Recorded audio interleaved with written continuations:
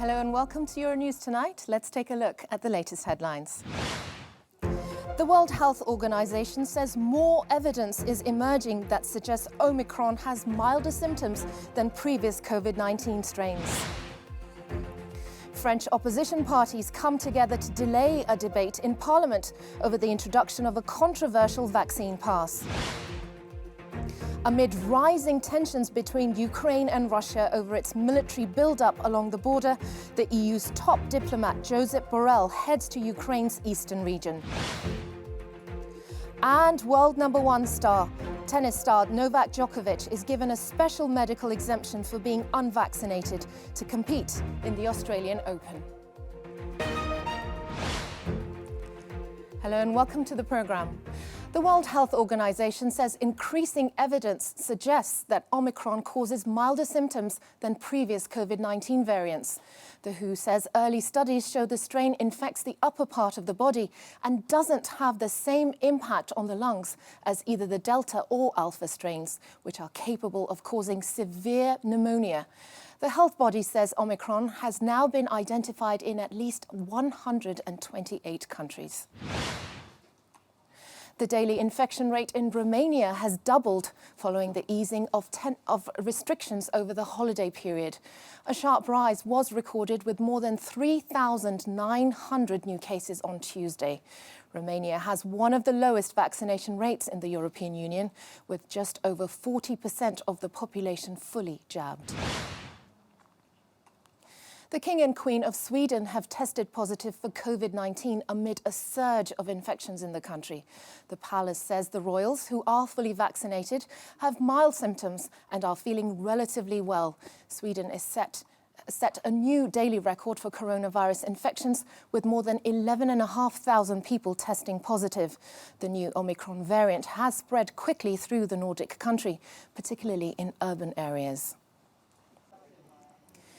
In France, the health minister Olivier Véran has warned that the country is about to break another COVID-19 record. Health officials could announce later that close to 300,000 new infections have been reported. But in a blow to President Macron's efforts to contain the spread and promote vaccinations, opposition parties joined forces to hold up a debate on the bill to introduce a new vaccine pass. For more on this, I'm joined by our international correspondent, Annelise Bourges in Paris. Annelise, thank you for joining us. The MPs have blocked the debate in Parliament over the creation of this vaccine pass. Why was that, and what is likely to happen next? Well, indeed, French MPs voted not to extend last night's session to continue to deliberate on the vaccine pass, delaying government plans to have that pass, that proposed legislation, voted in and approved in the lower house of Congress and then moved on to the Senate for a vote tomorrow. Speaking in the lower house of Congress just a few hours ago, France's Prime Minister called the move a political stunt by the opposition. Some people are trying to pull political stunts to slow down the debate. I tell you, that is not responsible. It is not responsible.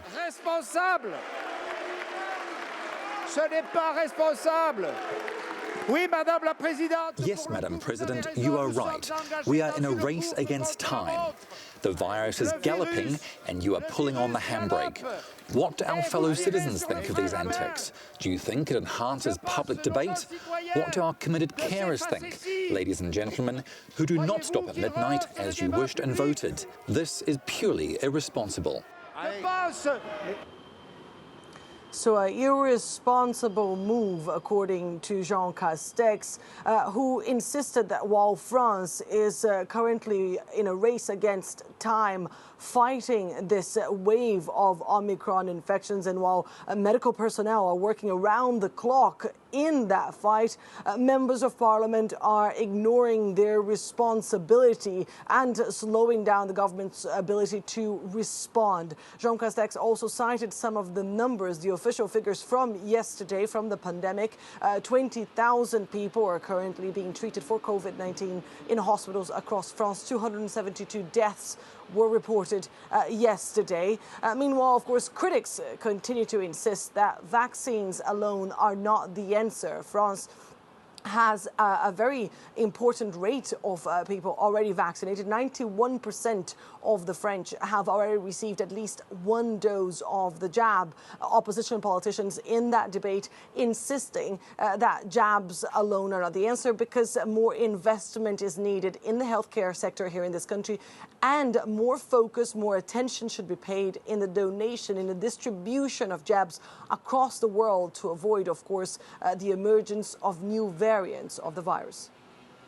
There are reports of a new variant that's been discovered in the south of France. What have you learnt about that?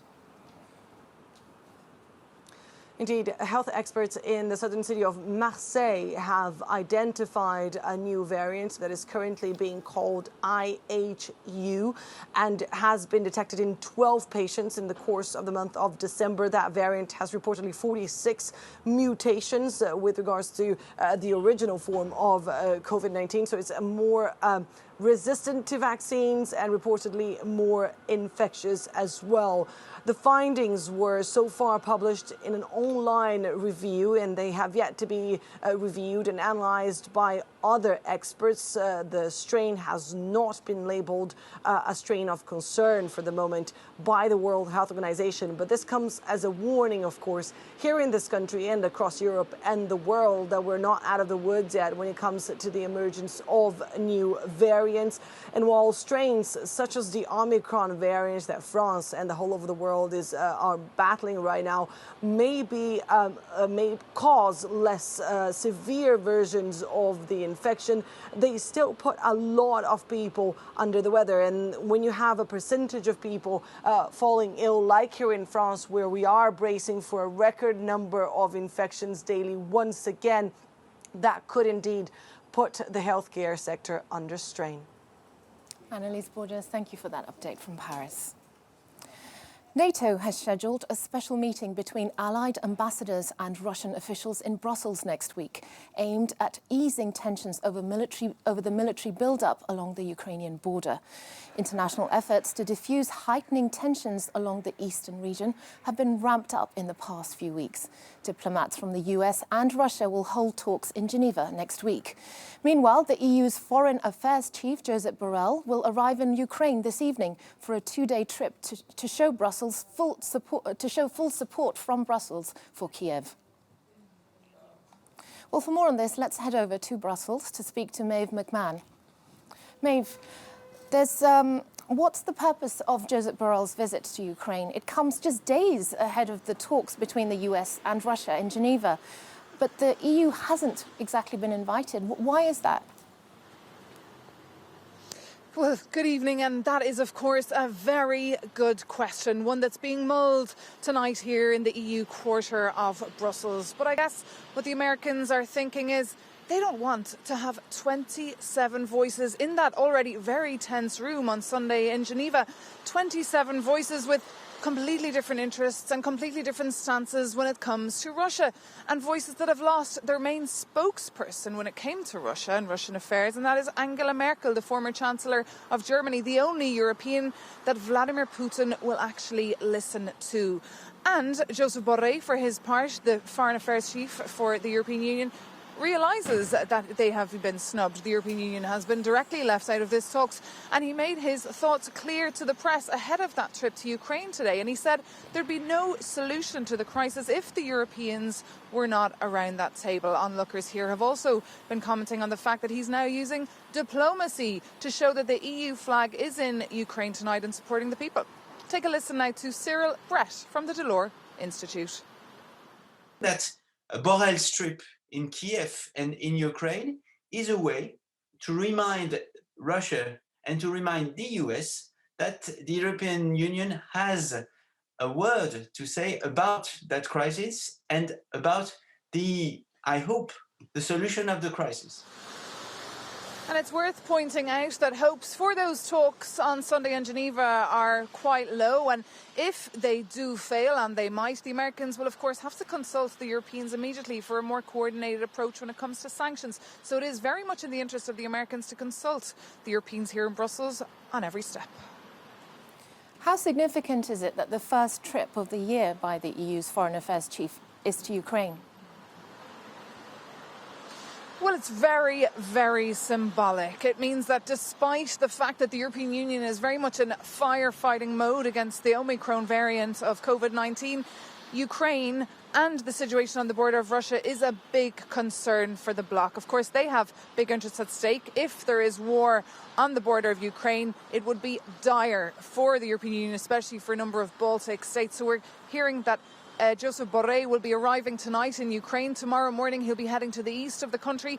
At noon tomorrow he'll be speaking alongside the Ukrainian foreign minister, expressing his support to the country and also sending a very strong message to Russia that there will be very strong consequences if they do invade Ukraine in the next few weeks and months. When he comes back, he'll be meeting then on the 13th of January in Brest in France, foreign affairs ministers from all around the bloc to discuss the next steps. Because as we speak here tonight, defence analysts have been warning me that troops are very much ready in Russia for a war. They fear a war could take place, an invasion of Ukraine, around the time of the Beijing Olympics in February, and that would be perfect time for tanks to move because the ground would be frozen. Maeve McMahon, thank you for that update from Brussels. The number of migrants crossing the Channel in 2021 was much higher than previous years.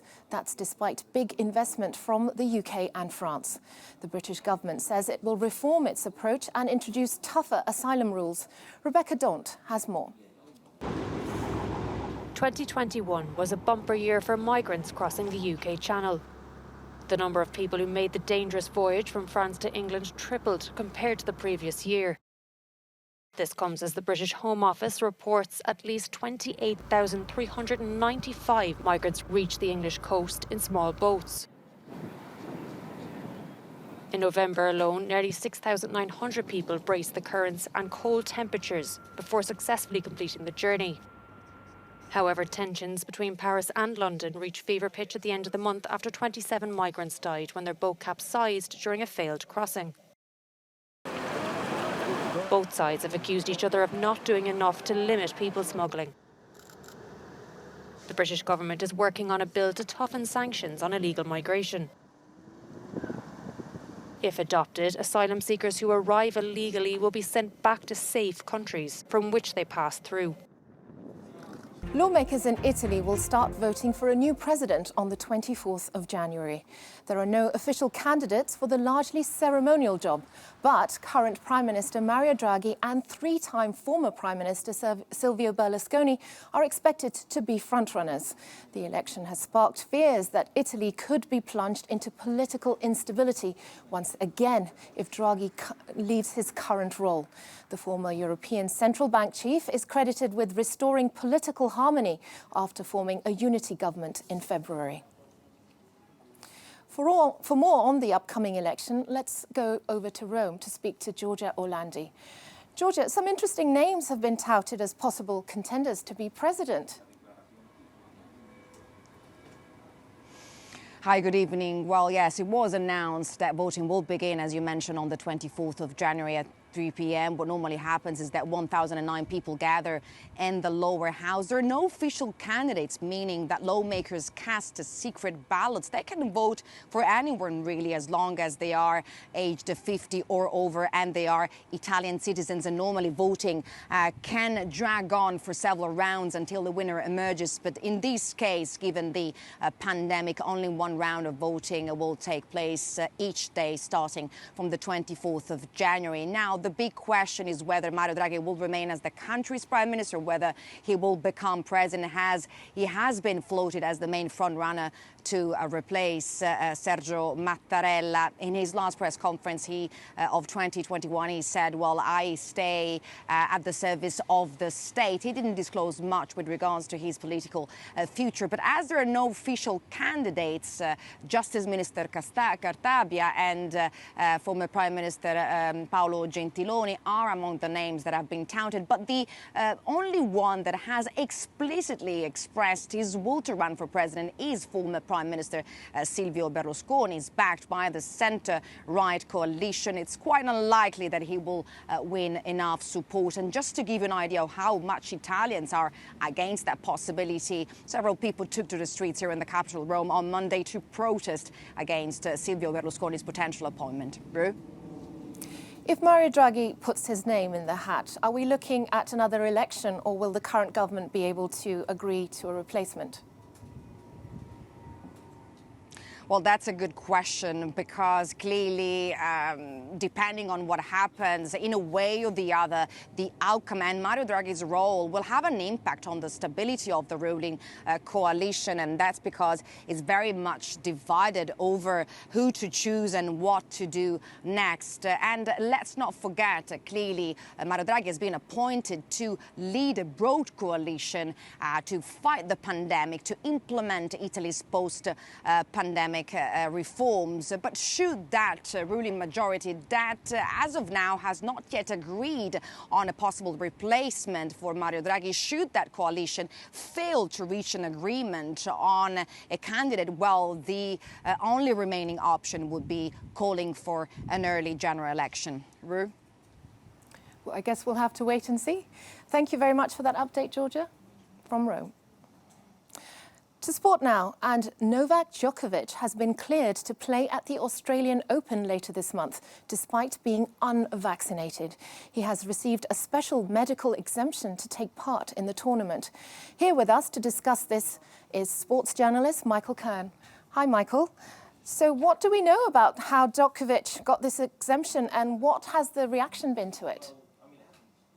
Yeah, well, of course, first of all, with Novak, he's not publicly come out and said whether he's vaccinated or he isn't vaccinated as of yet. He's been kind of not really open about vaccination status for him so far. But basically, the Australian Open said that basically all players and staff at the tournament must be vaccinated or have this exemption granted by an expert independent panel. So organisers basically haven't explained exactly why he's been given this due to medical confidentiality. But earlier this week, the Australian Open chief said that some unvaccinated players have been granted the exemptions to play in this year's Grand Slam, because of course Novak's a massive name. They're going to want him there. They want the biggest players on the biggest stage to be competing. Basically, to get this exemption, there's a rigorous review process involving two separate independent panels of medical experts. Kind of examples of why you may get an exemption, for example, maybe due to inflammatory cardiac illness or some other acute conditions are listed as valid reasons for that exemption. So the exact reason for Novak, we don't know, but he has been granted this exemption, which means he will be playing. Reaction so far, it's been a bit mixed. Jamie Murray, Andy's brother, who's over in Australia at the moment, he's made comments today basically saying, well, if it was him, he doesn't think he'd get the medical exemption. So I think there's a mixed kind of response to it, because of course, you know, the vaccination can be quite a sensitive topic, especially in the sporting world as it is in the world in general. So I think there's mixed feedback so far from, of course, other players, but I think fans obviously will want to see Novak playing, and obviously they're going to want everyone to compete in a safe manner as well. Who's looking like a strong contender for the title? Well, look, we can't rule out Novak, can we, first of all? I think it's 10th Australian Open trophy that he's going to be going after. Daniel Medvedev is a name in there, of course. Dominic Thiem is going to be making a comeback from injury as well. He's had a 6-month break to heal a wrist injury. On the women's side of the competition, Naomi Osaka is going to be back in there playing, and of course Emma Raducanu as well, of course, who won the US Open, will be competing as well in her first Australian Open. So lots of names to keep an eye out for in the coming weeks. The first matches in the English Premier League with standing places have taken place in the last few days. How did those go? Yeah, really well received. Fan groups, especially at the Chelsea match, have come back and spoke really positively about that. Of course, it's just a trial that's taking place at a select amount of clubs over the next few months towards the end of the season. Chelsea, Man United, Man City, Tottenham and Championship side Cardiff have been approved for this trial. But yeah, the atmosphere, lots of fan groups are saying that it's added to that. Of course, anyone that's familiar with standing in the past, you know, it's a lot more restricted, that you're effectively allocated an area, which does include a seat as well and a safety rail as well. So lots of positive feedback so far. We'll see how the trial progresses. Of course, the Man United Wolves game last night, it was used as well, and good feedback from that as well. So I think safety is the #1 priority, and the way it's set up, I think certainly is done in a safe manner. Everyone's got their own allocated spaces, I've said, and you've got those guard rails as well. But initial feedback incredibly positive, and the fans seem to have embraced it well in a safe manner at the weekend. Thanks, Michael. The Netherlands wants to drastically reduce the number of cows in the country to limit the amount of greenhouse gas pollution. The country is the world's second largest agricultural exporter and is set to invest billions of euros to diversify and modernise, as Mark Armstrong reports. The Dutch government is to spend up to 25 billion euros in an attempt to make farming more environmentally friendly. It aims to radically reduce the number of livestock in the country and lower levels of nitrogen pollution, which is a greenhouse gas. The Netherlands is densely populated with animals and the world's second biggest agricultural exporter after the United States. I think politicians should ensure that they get their feet back on the ground and they think clearly, what do we want? The Netherlands is a small country where we want everything, and we should really ask ourselves whether all of that is possible. Dutch farmers are not necessarily against the aim, but feel as though they're being pushed to the wall by the government. They're being offered a stark choice: make their farms more climate friendly or change jobs. Yes, we are in the starting blocks, but then it must also be the case that society and politics deliver to make that transition possible with the farmer. Give us time, money and space, because yes, we want to make the climate transition possible together with our farmers.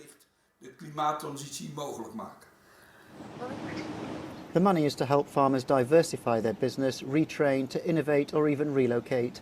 Agriculture is responsible for 16% of the Netherlands' greenhouse gas emissions. And we leave you with a no comment from Santa Rosa in the United States, where goats feast on Christmas trees in an effort to recycle last year's festive decorations. Thank you for watching Euronews Tonight.